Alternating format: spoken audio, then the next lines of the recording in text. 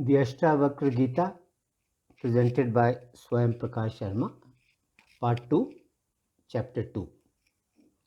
The second part consists of Chapter 2. On hearing Ashtavakra's exposition of the Atma, King Janaka is filled with marvel as his ignorance melts away and he begins to see the truth of the Atma in himself. The chapter. On hearing Ashtavakra's vision of the self or the Atma as the witness of all, Janaka is ecstatic. He is filled with wonder and says, O revered sir, hearing your explanation of the self or the Atma, I am devoid of any signs. I am serene and pure consciousness. I am beyond nature.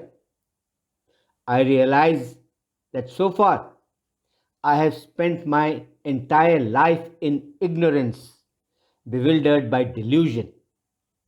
I understand now that just as I am non-dual, and just as I make this world as well as this body of mine manifest, in the same way, this entire world is mine, or indeed, nothing is mine. Either I own this entire world, or I own nothing in this entire world. Due to the knowledge imparted to me by the teacher, I have abandoned the world as well as the body. Since I now realize that none of these belong to me, what I now see is only the Supreme Self. What I now see is only the Param Atma. The waves and the bubbles of foam are not different from water. They are only different forms of water. In the same way, the universe that flows out of the self, the universe that flows out of the Atma, is not different from the Atma. It is the same as the Atma. When we analyze cloth, we find that the cloth is nothing but thread. It is only thread and nothing else. In the same way, when we analyze the universe, we find that it is nothing but consciousness of the self or the Atma. To the person whose understanding can discriminate, the universe is nothing but consciousness of the self or the Atma. Just as the sugar that is produced in the juice of the sugar cane pervades the entire sugar cane, in precisely the same way, I too encompass the entire universe that is produced in me. I encompass the universe both from within and without, both from the inside as well as from the outside. I now know that the universe becomes manifest only because of ignorance. And when that ignorance is dispelled, and a person has knowledge of the self or the Atma, then the universe does not become manifest. Due to ignorance, we see a non-existent snake in a rope, or we mistake a rope for a snake. While when we have knowledge, the non-existent snake disappears and we see the rope for what it really is, just a rope. I also now know that my own very nature is to illuminate. I now know that I am not otherwise manifest. However, when this universe does in fact manifest, then the truth is that it is I alone who shines as the universe. Even with the false appearance of the universe in our imagination, it actually exists in me.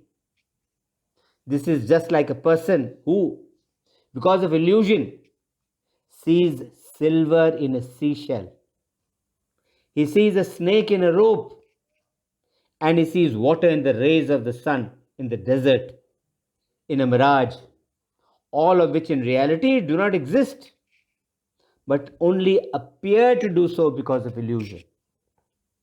I now know that the universe has come out of me and that it will also disappear in me, just as the earthen water pot made of earth dissolves and merges into the very earth of which it is made, just as the wave disappears into the water, and just as the gold ornament disappears into the gold.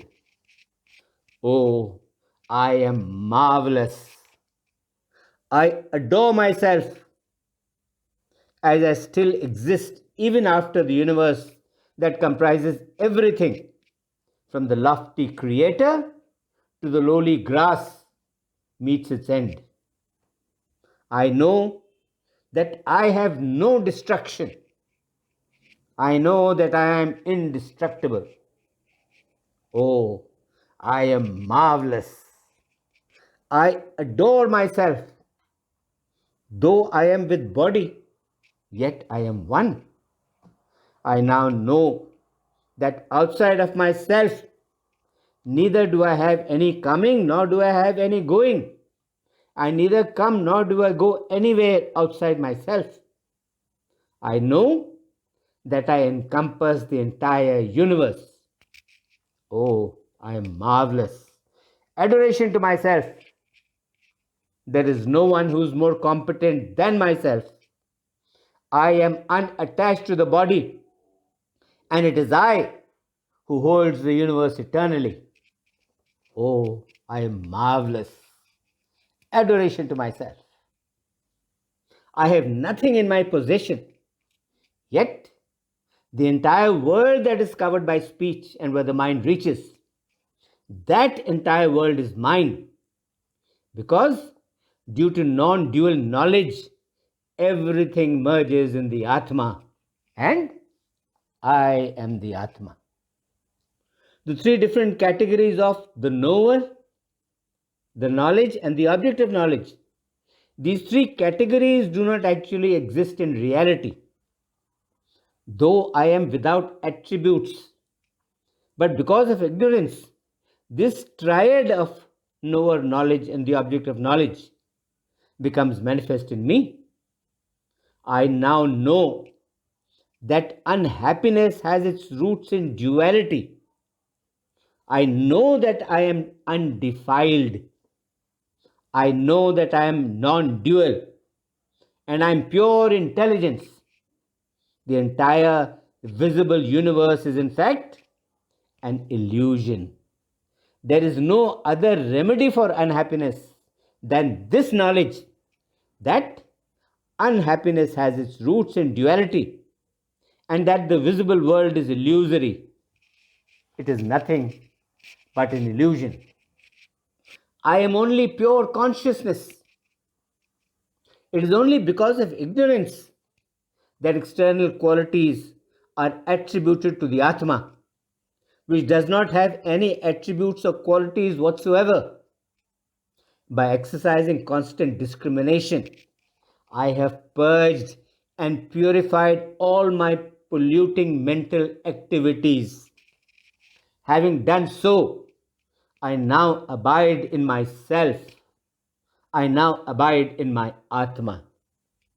I now know that there is neither salvation nor is there any bondage for me. Oh, I now know that the universe really abides in me. With this knowledge, the illusion of the reality of the universe has been silenced once and for all. The illusion has become rootless. I now know that the universe with the body is unsubstantial. It has no substance. This is certain. The self, the Atma, is pure and it is of the nature of consciousness. That being the case, then where is the conception of the world? The body, together with the notions of heaven and hell, with the notions of bondage and freedom and of anxiety, they are all merely illusory. They are just illusions. They are nothing real. For me, who am pure consciousness, what is there to be done? Since I am pure consciousness, there is indeed nothing that I need to do. Oh, I do not see any duality whatsoever. All assemblies of people, all crowds or gatherings of people become like a forest to me. Therefore, what attachment can I have for such crowds, which to me appear like a forest of trees? And therefore, I have no attachment whatsoever. I know that I am not the body, nor does the body belong to me. I am not a being. I am solely myself. I am solely my Atma. My bondage was that I was eager, that I was keen to live. Oh, in the boundless ocean of myself, in the boundless ocean of my Atma, as the winds of the mind arise, many, many worlds appear as its waves. I now know that in reality there is no creation. The self alone exists. The Atma alone exists. It is unborn and it is unexpendable. The mind is distinct and different from the formless, from the boundless chit or consciousness. And it is this mind that creates forms, that creates names, and that creates functions, all of which go to make the world a phenomena. It is the mind that creates the phenomenal world of forms, of names, and of functions, and not the pure intelligence that is the Atma. In the infinite ocean of myself, in the infinite ocean of my Atma, as the winds of the mind are stilled, as the winds of the mind are calmed, the creature merchant finds that its world vessel is transitory because of the vicissitudes and the uncertainties of life. It is indeed a marvel that in the boundless ocean of myself, in the boundless ocean of my Atma, creatures rise like waves. They jostle and play with each other, and they merge spontaneously. Yes, creatures rise like waves. They jostle and play with each other, and they merge spontaneously. This concludes the second part of the Ashtavakra Gita, consisting of chapter 2, Om Shanti, Shanti, Shanti. Om.